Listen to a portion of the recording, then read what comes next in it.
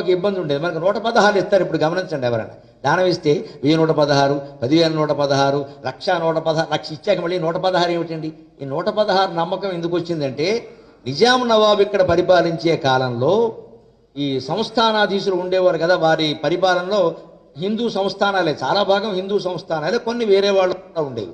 వాళ్ళందరూ ముఖ్యంగా గద్వాల మహార సంస్థానాధీశుడు, వనపర్తి సంస్థానాధీశుడు, వీళ్ళు పండితుల్ని బాగా పోషించారు. గోదావరి జిల్లాల నుంచి పండితులు వచ్చేవారు, తిరుపతి వెంకట కవులు వాళ్ళు. వాళ్ళకి వీళ్ళు ఏం చేసేవారు? 100 రూపాయలు ఇచ్చేవారు. ఆ రోజుల్లో 100 రూపాయలు అంటే చాలా ఎక్కువ.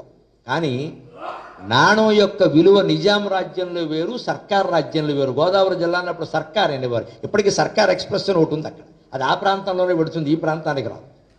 సర్కార్ ప్రాంతం, ఆ జిల్లాను సర్కార్ జిల్లాలు అంటారు. సర్కార్ అంటే ఇంగ్లీష్ సర్కార్.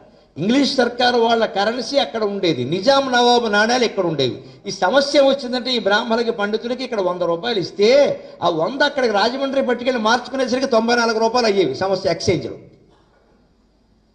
ఈ 100 రూపాయల నాణ్యాలు పట్టుకెళ్ళి అక్కడ మారిస్తే అక్కడ 94 రూపాయలే ఇచ్చేవారు అక్కడ కరెన్సీ ప్రకారం. ఈ పండితులు ఏమనుకునేవారు? ఇచ్చేవాడు ఎవడో 100 ఇవ్వచ్చు కదా, మళ్ళీ 94 ఏమిటి అనేవాడు. ఈ నాణ్యాలు మార్పడం విషయం వాళ్ళకి నచ్చేది కాదు. అవన్నీ వాళ్ళు చూసుకోవాలి, మనకి 100 ఇవ్వాలి, 100 ఇచ్చారని చెప్పుకుంటాం, శతమానం భవతి అని, అంతేగాని 94 మానం భవతి అనం కదా, లోటే కదా. అప్పుడు నిజాం నవాబుకి ఎవరో ఈ విషయం చెప్పారు, ఈ సంస్థానాధీశులకి. అక్కడికి వెళ్ళిన బ్రాహ్మణులు పండితులు ఇలా బాధపడుతున్నారండి, 100 రూపాయలు అక్కడికి పట్టుకెడితే 94 అవుతున్నాయి అంటే. ఆయన అన్నాడు, ఈ మాత్రానికి వేద పండితుల్ని బ్రాహ్మణుల్ని బాధపెట్టడం ఎందుకయ్యా, ఎంత ఇస్తే 100 అవుతుందో కనుక్కోరాడు, 116 ఇస్తే 100 అవుతుందని చెప్పారు. అందుకని అప్పటి నుంచి 116 ఇవ్వడం సంప్రదాయం.